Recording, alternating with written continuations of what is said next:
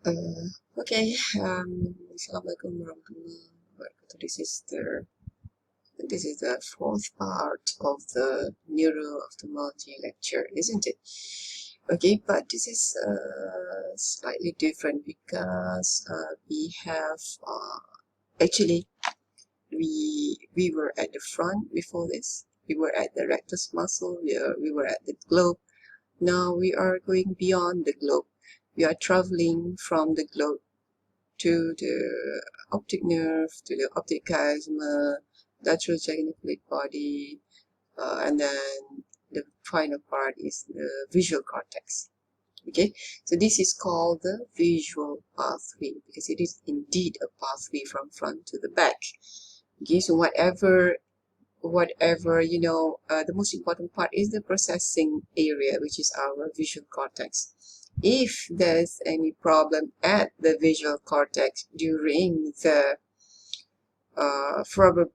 maybe during the birth, deliveries, or maybe during childhood, the baby doesn't have enough oxygen during delivery for more than 5 minutes, so the brain can be damaged. The brain can be hypoxic. If the brain is hypoxic, the front anatomical part can be normal. Everything can be looks normal, but functionally it's not there. Okay, so as the baby grows, then the mother noticed that how come my child is not responsive? How come my child is not looking at my face? Okay, so those are because of the problem with the visual pathway. All right, and it is very important because if there's any problem before the age of 5, 6, like that, it can lead to amblyopia. Okay, amblyopia. Worse is actually cortical blindness. Okay, everything looks normal, but it's not functioning.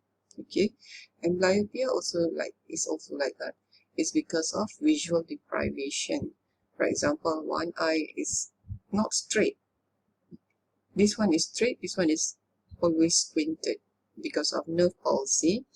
So the brain will ignore the image of the abnormal eye and only taking the clear image, because if the brain tries to focus, it will keep on seeing double. So the brain is smart, so it will ignore the other images and the other eye will become amblyopic.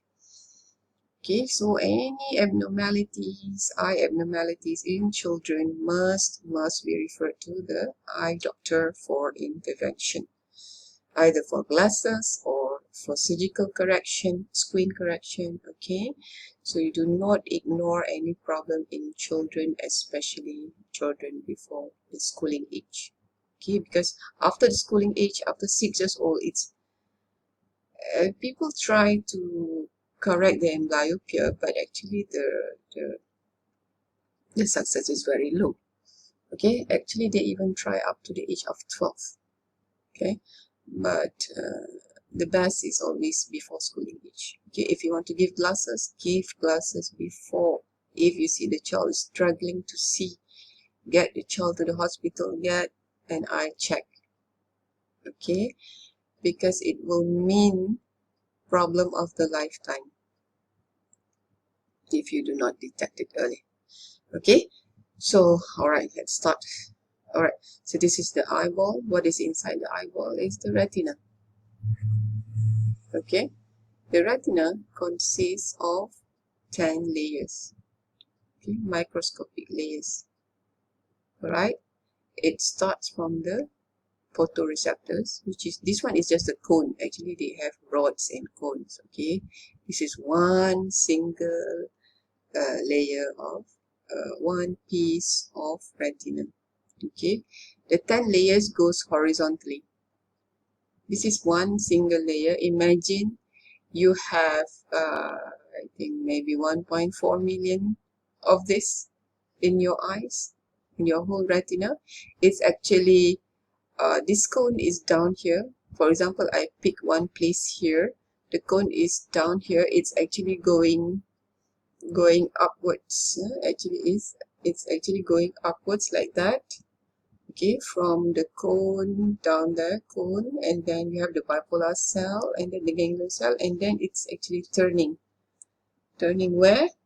It's actually from here and then going up, turning it. The tail here, the ganglion cell tail here, the axon layer, the tail here actually goes into the optic canal.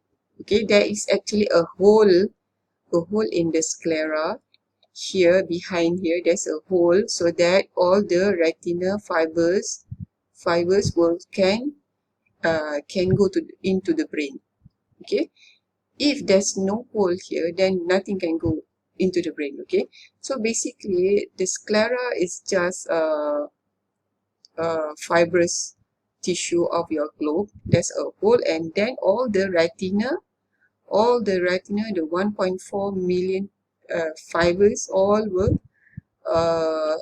will be grouped together like a penyapu, you know, a penyapu lidi grouped together, and then it goes back into your brain.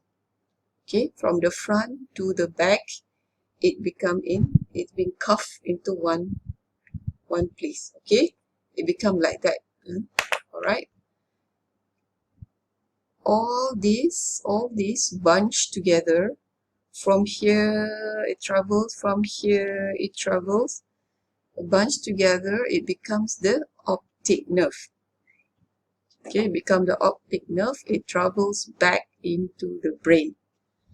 Okay, so that's how the signals from the front, whatever you see, the images that goes through your pupil in the form of light, and then it's been changed into the electrical impulses by the retina from the cone, and then it travels to the bipolar cell, and then travel to the ganglion cell, and then the nerve fiber layer all goes travel into this hole, like a lubang here, and then go inside there, and then being cuffed together.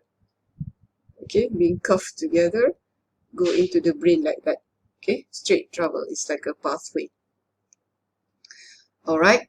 So they imagine 1.4 million megapixel. This is 1 pixel. You have 1.4 million megapixel. Can you imagine?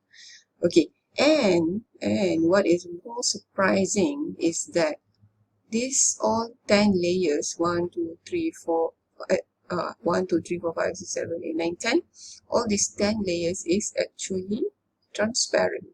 So that's why when the light goes into the pupil, falls onto the retina, it goes straight down to the cone, becomes the light being changed into the electrical impulses. Okay, so all this, everything is actually transparent. Okay, it's magic. Okay, all right. And then so now you know that the light is being changed into electrical impulse, and then traveled through here, and then goes back to the brain. All right. So this is the optic nerve. So basically, optic nerve is just a bunch of retina being held together. Retina nerve fiber layer being held together in a terowong like that. Okay. So this is the artery. Actually, it's arteriole, and this is the venule. But it's easy in conversation. We call it artery and veins. The retinal artery and retinal veins. Okay, what is this dot? This is the macula, the fovea. The central is the fovea, macula is the area. Okay, if you can look carefully, those are the lines. Those are the retinal nerve fiber layer lines. Okay, it actually follows the line diligently, goes down finally into the optic nerve and travels back to the brain, in a certain pattern. Okay, this is what I was talking about. The light falls onto the photoreceptor, change into electrical impulses, travels back to the optic nerve, optic tract, lateral geniculate body, and finally optic radiation, and to reach at the cortex, visual cortex, right? Any damage in this pathway will cause problem, okay, will cause problem in the future. All right. Okay, we go back to this picture again. So our visual field is divided into 4 quadrants. Okay, supranasal, supratemporal, infratemporal, and infranasal quadrant. Okay, so and however, this is the retinal division. Okay, the retinal field is divided into 4, but the visual field and the retinal have a reverse relationship. Okay, which I think you have noticed. The upper visual field actually falls on the inferior retina, meaning the inferior retina actually sees the top of our view, while the superior retina actually sees the inferior of our view. And it is divided in further vertically into nasal and temporal. Okay, everything is in reverse relationship. Okay, I think you must have known this picture before this, probably in a medical posting. Okay, so this is our nasal, half nasal of the retina. This is the temporal retina. So it actually divides into 2, which is 50% and 50%. The nasal half of the retina actually travels to the optic nerve, optic chiasm. It goes to the opposite side of the brain. It's joining with the temporal half of the left retina, going to the this one is going to the same side. This one is going to the opposite side. Okay, same goes to the nasal part of the left eye. It goes opposite. Okay, the fibers goes opposite, and so is the temporal half of the right retina also goes. This one goes to the same side. Okay, so as you can see, the nasal half of the retina is actually seeing your temporal view, while your temporal part of your retina is seeing the nasal part of your view. Okay, and it's divided into half at the vertical meridian in a very straight manner. Okay, all right. I think we'll continue in the next segment after this. Okay, see you again. Bye.